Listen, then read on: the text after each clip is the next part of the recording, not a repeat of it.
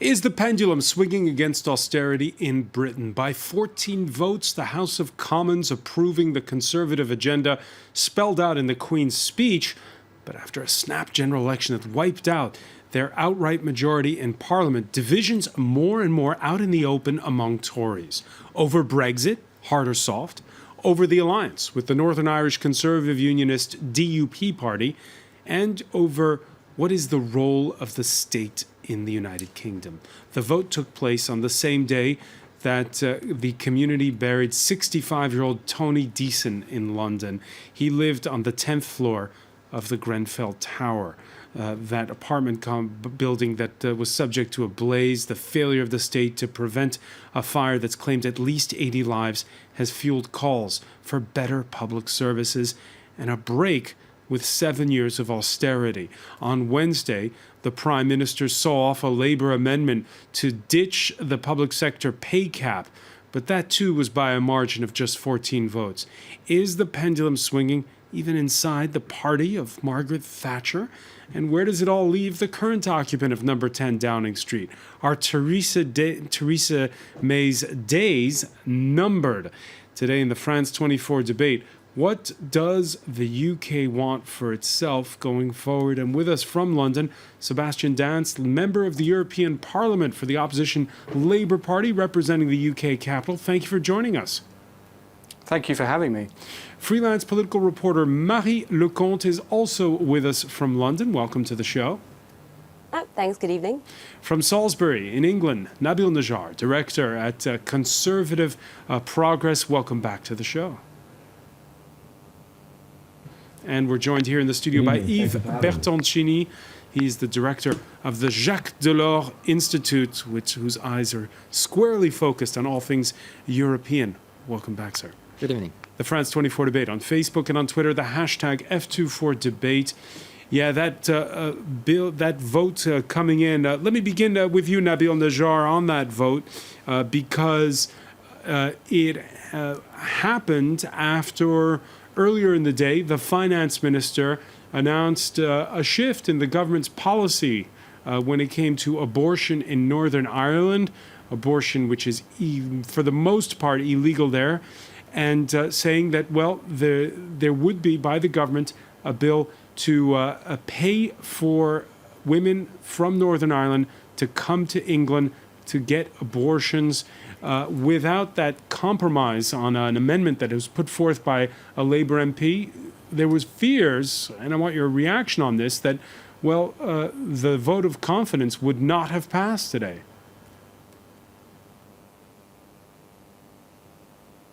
I think, let me first talk about the abortion issue. I think what people forget is Northern Ireland is part of the United Kingdom, and it's only fair that a service or a state offering which is on offer to a woman in England or in Wales should be offered to the same woman in Northern Ireland. So I think this is a good thing and a step forwards for fairness.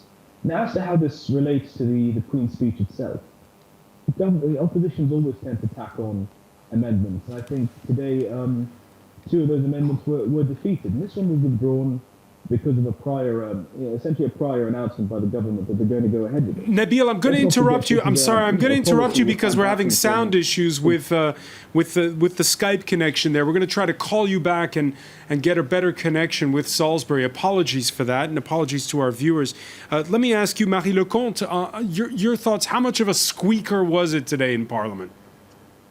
Well, it was really interesting. I mean, obviously, it's not unheard of for a government to have to sort of, accept an amendment to the Queen's speech. That happened in 2015, I think, with TTIP and the NHS being protected from the UK-US deal. But it's still this idea that obviously I think they had to take it in, the abortion amendment, because the government probably would have lost it and, and it would have looked really, really bad. And I think it's very symptomatic of the fact that, obviously the Tories shot themselves in the foot by calling this election, and also now have lost their majority. And obviously there's so many tensions because, even Tory MPs have started speaking out a bit about the deal with the Tories and the DUP. They're not happy about it, and they're just not going to have the numbers, I think, to do a lot of things they wanted to do this Parliament.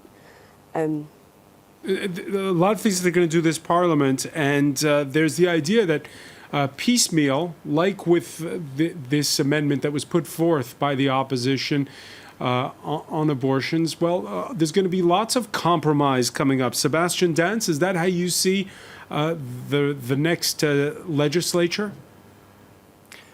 Yes, I think it's a sign that that's exactly what will happen. I want to, first off, pay tribute to Stella Creasy MP for her amendment, because when I worked with the then Secretary of State for Northern Ireland, on a number of issues to do with devolution, we were adamant that this was a big, big problem for so many thousands of women in Northern Ireland. And here we have, of course, a Labour MP putting forward an amendment to help those women in Northern Ireland, and the weakness of the government has, in this case, enabled thousands of women's lives to be improved. So we can be thankful, certainly, that the agenda of a hard right Conservative government will be tempered by the fact that, of course, they didn't get the majority that Theresa May wanted at this election. And I think this will have ramifications going forward, but already at this very early stage, a fantastic move forward, and well done to Stella. All right, on Wednesday, as Theresa May fended off an amendment to cap public service pay, she addressed how, well, the divided nation was doing 1 year after 52% of UK citizens voted to leave the European Union.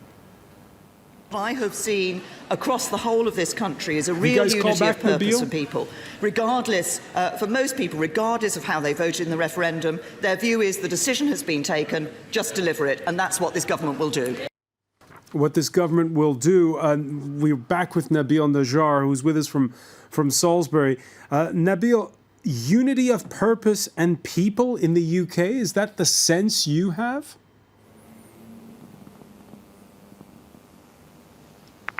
I think now there is a sense of unity in the sense that the country made a decision to leave the European Union. And whether you voted for that or not, I think the vast majority of people are in agreement that Brexit will need to go ahead. The question now is what sort of Brexit that is. And I think when Theresa May called this election, she called it, in her own words, to gain a personal mandate to go and negotiate for Britain. Now the country didn't give her that. So she's going to have to be a bit more amenable to compromise. I think this will lead to a softer form of Brexit. I think both parties are in agreement that we are probably going to have to leave the single market. In fact, Jeremy Corbyn abstained on an amendment to that effect today. But I think we will start to see more moves towards a more moderate Brexit. And I think this election, if it proves one thing, it proves that those people who voted Remain still are very much against a hard Brexit. We saw that with the results in London and the results in places like Bath and Cambridge. So I think that the government's going to have to compromise on Brexit, and I think we're already beginning to see that. Yves Bertoncini, you were with us a year ago when we were around the time that this referendum took place, talking about how the UK, that the rest of Europe knows, was unrecognizable in terms of how caustic and hard-edged it was on both sides of the argument. There was even an MP who was murdered in the run-up to that referendum. From what you just heard from Nabil Najjar, do you have the sense that, well, Britain is becoming a more moderate place again? First, my impression is that at the last general election, they replayed the Brexit campaign referendum in the sense that Jeremy Corbyn focused on exactly the same type of issues, meaning austerity, but he succeeded in saying, well, the core problems were born here at the domestic level. The responsibility is not Brussels, and by the way, austerity was not imposed in the UK by Brussels because the UK is not in the Eurozone. It was imposed because there was a harsh financial crisis in this country, and then the Conservatives were partly punished in the last general election. So there is a common point between what we have seen 1 year ago in favor of the Brexit and what we see today. Now that the Brexit decision has been taken, of course, as Theresa May has said, she has to deliver it. The problem is that she is a bit weaker than 2 months ago, and it's important to be strong politically, precisely to be able to build compromises with the 27 others and to make these compromises accepted by her own voters. So you're saying that a weak Theresa May is bad for Europe? Yes, sure, it's bad for Europe. And I agree with what has been said. The most simple solution will be, of course, a Brexit, but a kind of soft Brexit. Of course, a divorce, which will be costly, as in any divorce, but with, let's say, minimum cost, even if it's going to be costly. And then, even more importantly, a kind of partnership with the continent, which is inspired maybe by the Switzerland model or something of this type. That would be what pragmatism would dictate. And I think both parties would be ready for this. But when I say both parties, I'm quite sure that in Europe, there's a will not to punish the UK and to keep good connection with these very, very important countries. My problem is when I look at the UK today and the Parliament is to see, plus tabloids and the context, is to see if ever such a pragmatic stance is on its way or not. All right, let's try to answer that question. By the way, it's not a coalition government, but in exchange for £1 billion investment in Northern Ireland's infrastructure, the unionist DUP party sealing an alliance with the Conservatives. Following our discussions, the Conservative Party has recognised the case for higher funding in Northern Ireland, given our unique history and indeed circumstances over recent decades. All right, a less charitable view on that deal can be found, for instance, on the front page of Tuesday's Daily Mirror. PM's handshake of shame, May's £1 billion bribe to crackpots. Has she made a grubby deal with the DUP? Marie Lecomte, is the DUP party, it's conservative on social issues. We talked about abortion a moment ago, but are they crackpots? And is that qualification of the agreement that was sealed between the Conservatives and the DUP a fair one? Well, I think the main issue is that, it wasn't necessarily politically savvy of Theresa May to make that deal because the DUP really do not want Jeremy Corbyn to be in power, so probably would have supported the Conservatives on the main votes anyway. And I think the issue is that, David Cameron, while he was leader, took a very long time to try and make the party more socially liberal, more sort of like palatable to minorities, to people, who may not traditionally vote Conservative. And I think that by making a deal like this with a party that is very socially conservative, that is, sort of like broadly very critical of LGBT issues and abortion and stuff like that, I do wonder if at the next election she may not end up being punished for it. So I think while they're not, crackpots, I think it was quite an odd calculation. Nabil Najjar, do you agree?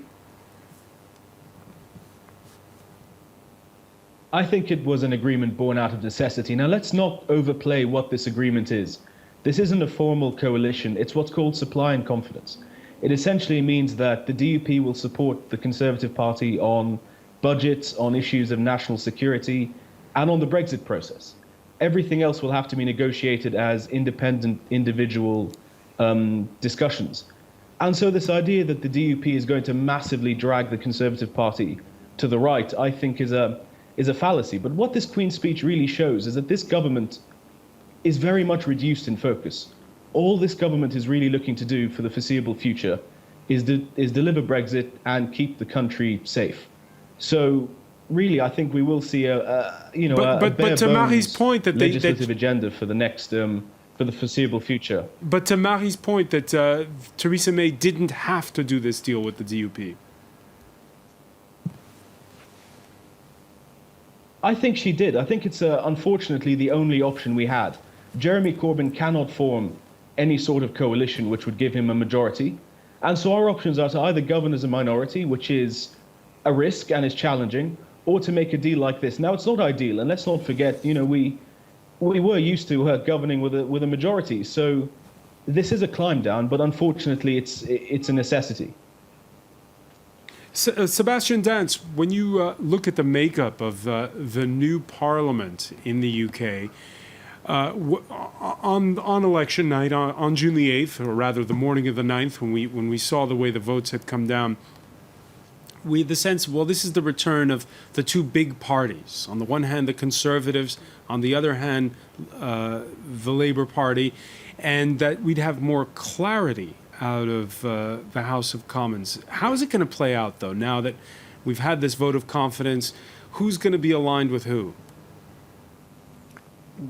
Well, I mean, it depends on what issue, of course. I mean, in terms of clarity, there's a lot that we won't know until we've gone through, in terms of Brexit, some of the negotiations and some of the discussions. I just want to pick up on a few points here. I mean, Marie is right when she says that the Tories didn't need to go into coalition with the DUP because, of course, the idea of Jeremy Corbyn being Prime Minister to the DUP is an anathema, and they would have supported the Conservatives on a range of votes. So this supply and confidence arrangement, which is so called because it's designed to underplay, in effect, the significance of it, was incredibly expensive. £1 billion could go a long way in many areas of the country, and well done to the people of Northern Ireland who have got some money, no doubt, that they deserve for their crumbling infrastructure that this government has held back until now. But there are so many other parts of the country that need the same. So I think if we're looking for clarity from this new Parliament, then it will be the opposition to policies that have demonstrably failed, not least because, of course, we're 1 year on since the referendum, and this government hasn't achieved a single thing towards the priorities that the Leave campaign won the referendum on. Yeah, and that issue of public investment is something we're going to pick up on as Britain debates whether or not it should be the end altogether of austerity. Stay with us. You're watching the France 24 debate.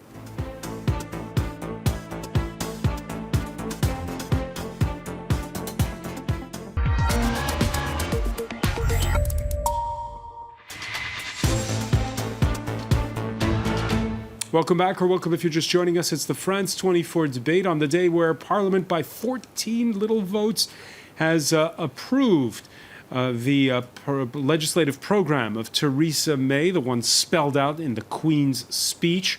We're talking about it all with, from London, Sebastian Dance, Labour MEP, representing the UK capital. From Salisbury in England, Nabil Najjar. He is director at Conservative Progress. Remind us what Conservative Progress is. Conservative Progress is a grassroots organisation which seeks to build sort of a conduit between the grassroots of the party and the elected party, and we do that through a number of different ways. You know, we're fairly new. We've only been around for about a year. All right, we're going to the impact is becoming quite substantial. And we're going to ask you how the grassroots feel about austerity in a moment. We're also in the company of Marie Lecomte, freelance political journalist, who's also with us from London. Welcome back. And welcome back to Yves Bertoncini, director of the Jacques Delors Institute think tank based here in Paris. Now, we were talking about misgivings over that alliance with the DUP. They extend to some within the Conservative Party who disagree with the DUP's conservative policies when it comes to family and issues like abortion. But there are also differences over, and Yves Bertoncini touched on it in part one, what kind of Brexit the UK wants. In the past, Foreign Secretary Boris Johnson has talked of Britain having its cake and eating it too. But now Finance Minister Philip Hammond increasingly and more publicly distancing himself from the hard Brexit crowd inside the cabinet. Tuesday, at a speech in Berlin, Hammond seemed to openly be taking a shot at Boris Johnson when he told his hosts, quote, "I try to discourage talk of cake amongst my colleagues." For me, there are two key risks that threaten this future. The first is an outcome risk, that somehow we allow petty politics to interfere with economic logic, and we end up with a suboptimal solution that fails to maximise our mutual benefit. Yeah, and the second challenge he spelled out is having what they call a cliff edge Brexit, where there wouldn't be a deal with Brussels. Marie Lecomte, Philip Hammond there, it's obvious he's taking a shot at Boris Johnson when he's talking about cake and when he's talking about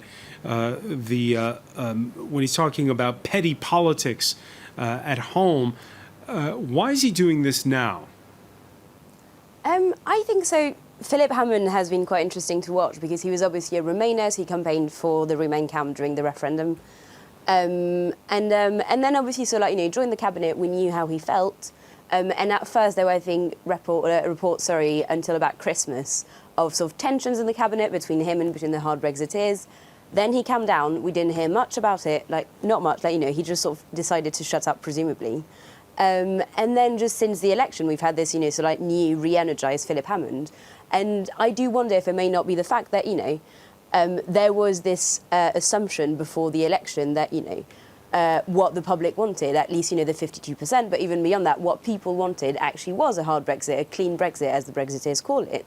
But the election has shown that, you know, basically there was a massive swing of Remain voters to Labour, for example, you know, from the Conservatives to Labour. And so it may well be this idea that actually, you know, deciding to say that the hardest of Brexit is not the only option is not electoral suicide anymore. And it may actually be, you know, what the Tories need to do. So I think that he now feels that he can sort of unleash himself and really say what he thinks, because it, you know, it is now more likely that we are not headed towards a hard Brexit.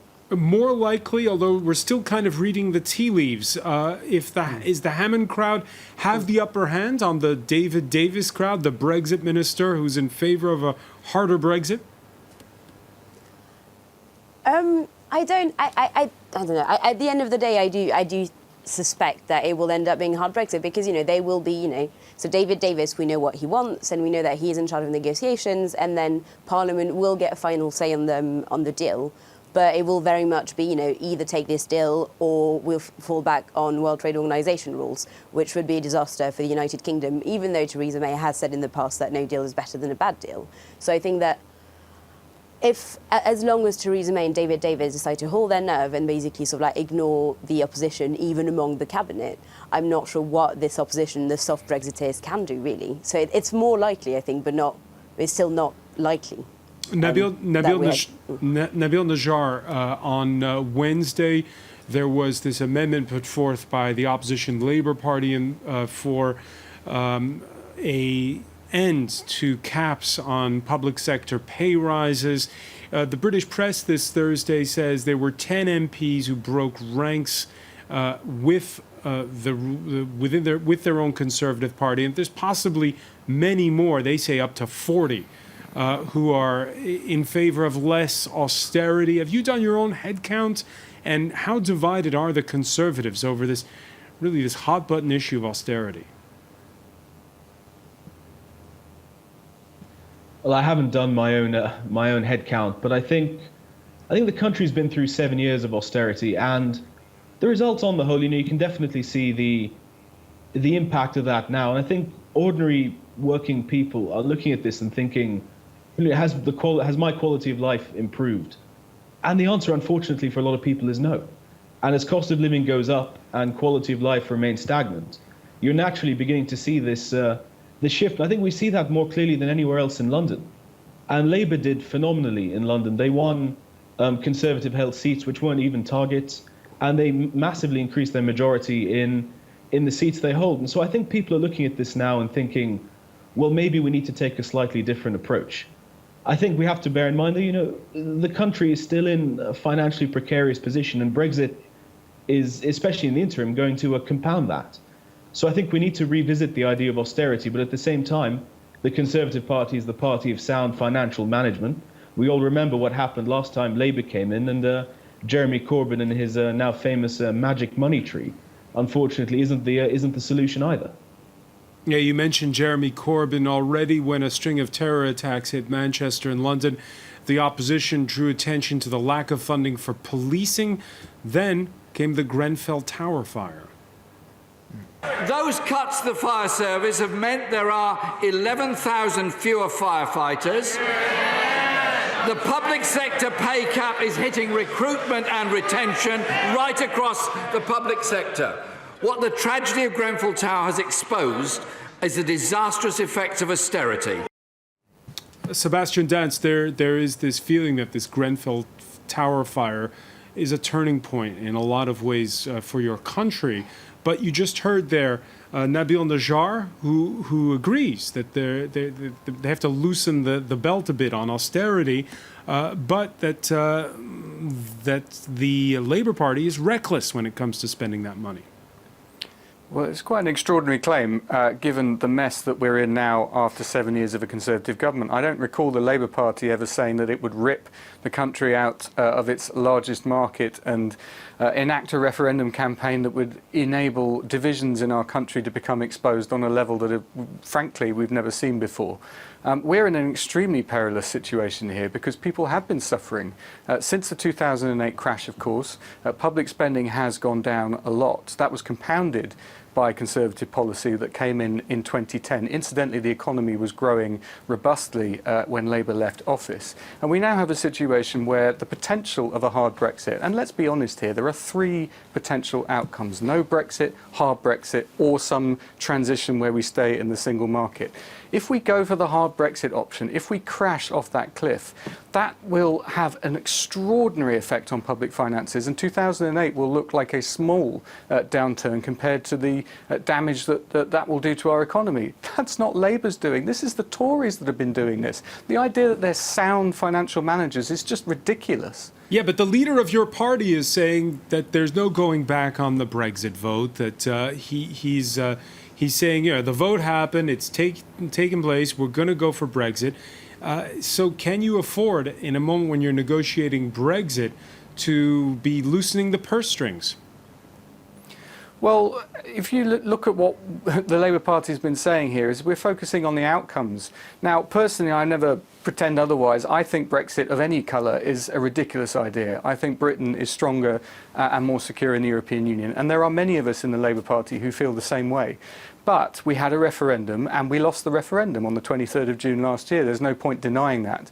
There is obviously a democratic mandate. Incidentally, I think the general election calls into question that original mandate, but that's something that will have to be seen as we progress through the negotiations. In the meantime, if we are embarking on this process of leaving the European Union, let us not do so in a way that destroys our economy and damages the prospects of not just one generation, but even potentially two. It's unacceptable and it's unforgivable. And that's what the Labour Party is focusing on a jobs outcome. Now, there are disagreements, of course, But is that the Labour version of having your cake and eating it too? No, not at all. Because, frankly, there may be many options available in the negotiations. Personally, I don't think there will be. Personally, I think that you have to stay in the single market in order to protect the economy. But who knows? We haven't really begun the negotiations yet. The government has wasted so much time that already, even a year after the referendum, we haven't even had any meaningful negotiations yet. But focusing on that outcome has to be an essential way of protecting jobs. Yves Bertoncini, what does Britain do in this situation?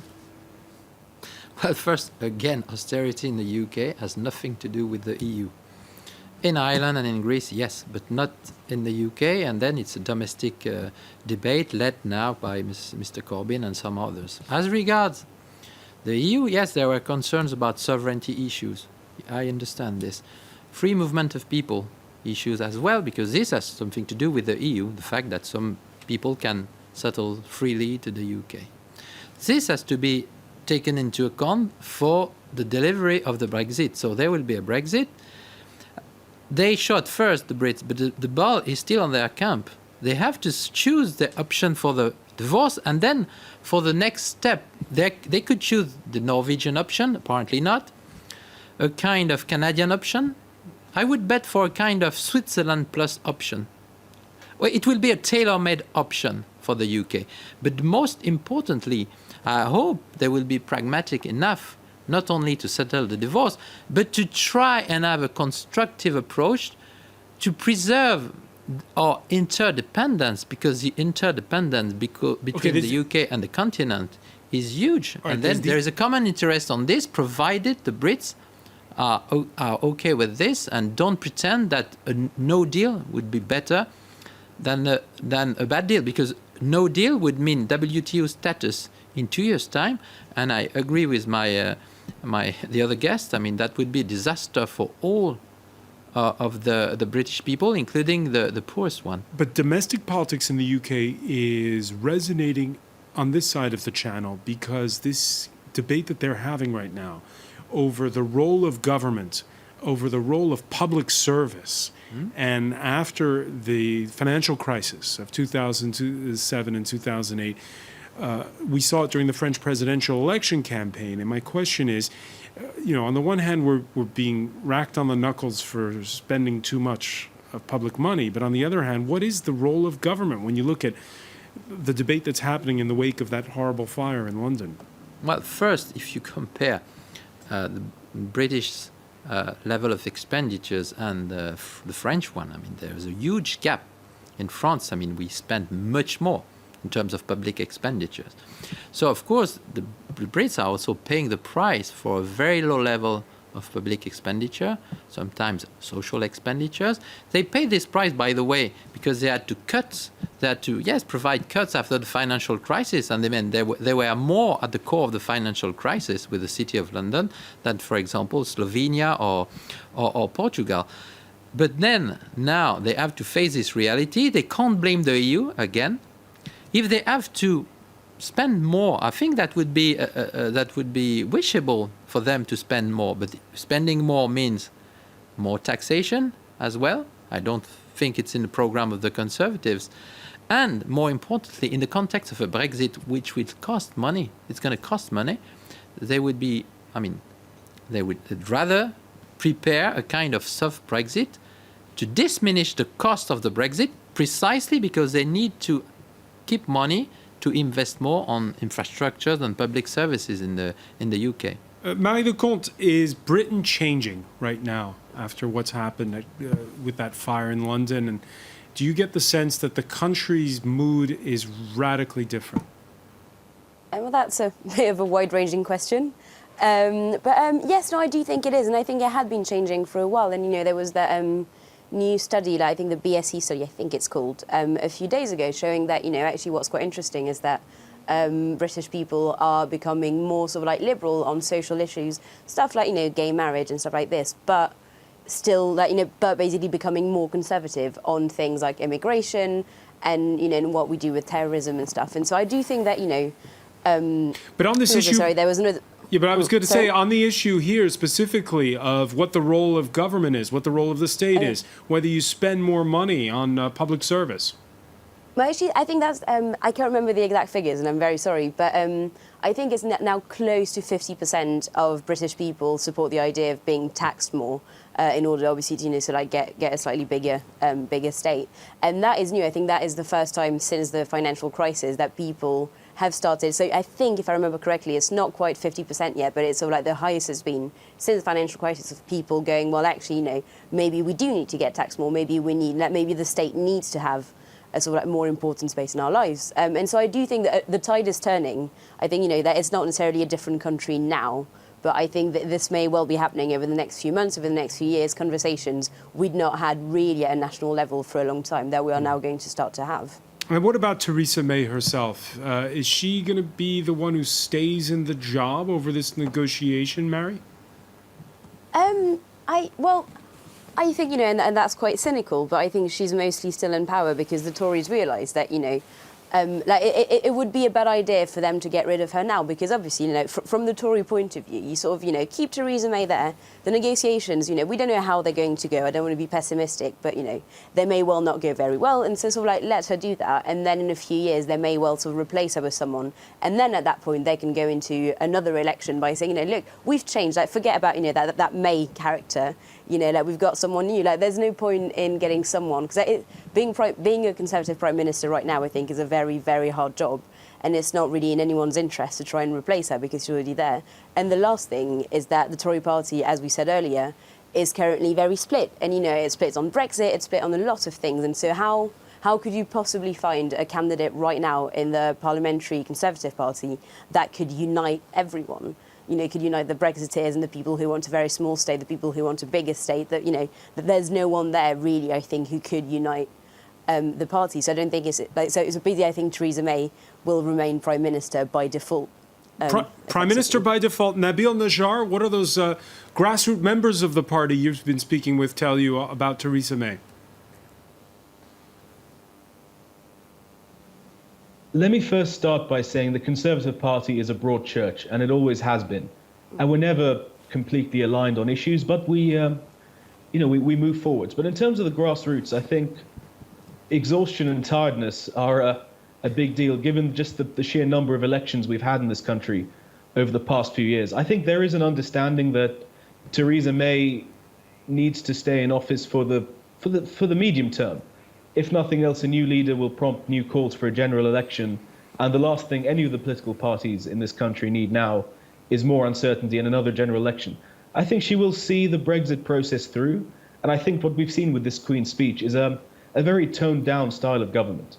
It's going to be bare bones until Brexit is done. And once that's done, we're looking maybe around the fourth quarter of 2018, first quarter of 2019, the focus will broaden a bit. I don't think Theresa May will lead the Conservative Party into another election.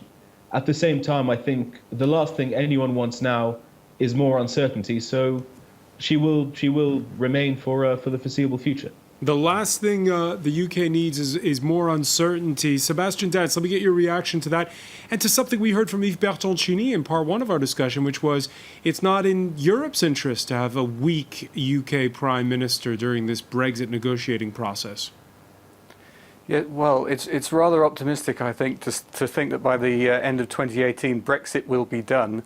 I'm not very confident given the progress that we've had so far. At one negotiation meeting at which the so-called row of the summer, namely the timetable, was immediately conceded by the UK side because, frankly, they hadn't done their preparation. I've heard stories of departments in chaos, not knowing what their priorities are, not even knowing how to plan for a transitional deal or whether even there is a transitional deal that they're aiming for. Frankly, I think people are starting to see Brexit for what it is. It was sold on a pack of lies, and it is effectively a pillar of salt that is crumbling very, very quickly. So the idea that this is somehow a mechanical process that if you work it through, it'll be fine, I think remains to be seen. Now, what is interesting, of course, is that... But let me get your reaction to what Nabil said, which is it's in neither party's interest to be changing prime ministers right now. Well, I mean, it depends. I mean, Theresa May's clearly lost her authority. She's losing her authority not just in the country, but within her own party. Is it in anybody's interest to have another Prime Minister? Well, frankly, I think a Prime Minister who could take us through the negotiations competently, who could come up with a plan that would actually work instead of coming up with fantasy ideas about controlling this, that and the other, and they're not actually understanding what impact that has on the economy. You know, we've had a 96% reduction in nurses coming from the EU. That is potentially catastrophic for the NHS, and yet still Theresa May ploughs on with her immigration targets. It's interesting, I think, the reaction from our European partners, the other 27 members of the European Union, because for them it's not in their interest, obviously, for the UK to be weakened and to come to a position where it is always on the back foot. But frankly, the UK has to recognise that in order to get the benefits of the single market and the customs union, we need to compromise. We need to compromise on the rules that we need to follow. And there is literally no agreement within the Conservative Party or even acceptance that there will need to be a compromise somewhere along the line. And that is dangerous. And that's why I think it's steering us toward a hard Brexit. Steering us towards a hard Brexit. Yves Bertoncini, I'm going to put this to you. There's, of course, you spelled out a bunch of different possible scenarios. There's one I've heard from a lot of cynics saying, well, maybe there'll be no Brexit at all, but they'll disguise it as a Brexit. Well, in this case, it will be a Brexit. Brexit means Brexit. It means, basically, Brexit means that in May 2019, there won't be any such MEPs from the UK, no European Commissioner from the UK, maybe no jurisdiction for from the European Court of Justice. But having said this, of course, everything is possible, simply also because Theresa May has gained only one thing out of the general election, which is time. The next general election will be in 5 years' time now, so she can deliver a kind of Brexit in 2019, but with transitional period, a lot of transitional period. That'll leave a room for maneuver. Absolutely. And the other thing is that time is good for her because now that the negative consequences, not of Brexit, because it's not done yet, but the preparation of Brexit will appear, maybe it will convince more people in the UK to keep things a bit more interdependent and, yes, to have a Brexit, but a very soft Brexit. Yes, that may be an option, and that's where we will have maybe a kind of tailor-made status for the UK, inspired from the one of Switzerland, but with improvements on many, many things. This is a positive expectation, but of course there are darker scenarios. There are darker scenarios. Yves Bertoncini, I want to thank you. I want to thank Nabil Najjar for joining us from Salisbury. I want to thank Sebastian Nance and Marie Lecomte in London. Stay with us. Media Watch is next.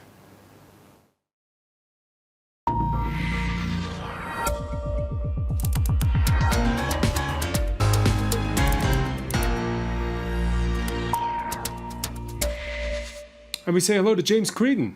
Hi, Francois. So a certain amount of press reaction already on the day's events in London. Taking a look first off at the London Evening Standard. And their headline this evening is "Abortion Vote Chaos Hits May." And indeed, it has been the first major test of that. George pact. Osborne's paper there. That's right. not preventing the negative headlining, I guess. PM fights to avoid Queen's speech defeat as pact with the DUP sparked crisis. And of course, as predicted, this agreement is perhaps imperfect and has led to a certain amount of division within the Conservative Party. And this headline here in The Guardian, being retweeted, says that this Tory MP, Heidi Allen, says she can barely put into words her anger over the Tory DUP deal. And that abortion issue, I suppose, has been one of the flashlight issues, showing a real divergence in terms of questions of values, questions of governance and whatnot, that has made quite a lot of people irate. And we're seeing articles like this being shared again today, from abortion to evolution, that what is being termed as terrifying views of the DUP, you need to know.